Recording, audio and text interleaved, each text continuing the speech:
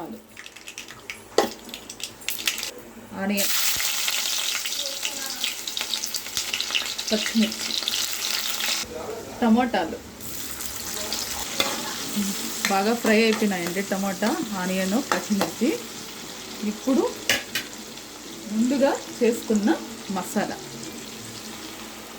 వేసుకోవాలి.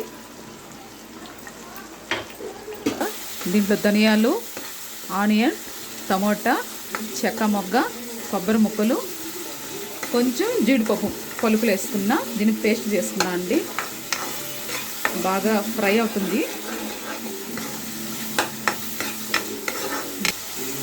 కొంచెం పసుపు,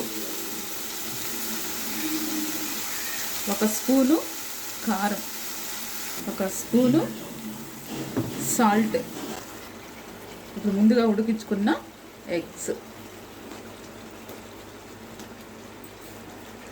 వేసుకొని బాగా కలుపుకోవాలండి. ఇప్పుడు ఎగ్స్ వేసుకున్నాక బాగా కలుపుకోవాలి. ఇది రైస్లోకి, చపాతీలోకి చాలా బాగుంటుంది. లాస్ట్ ఫినిషింగ్ కొత్తిమీర.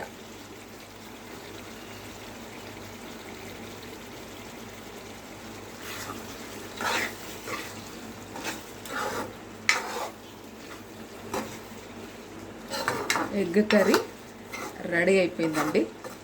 మీరు కూడా ఒకసారి ట్రై చేయండి.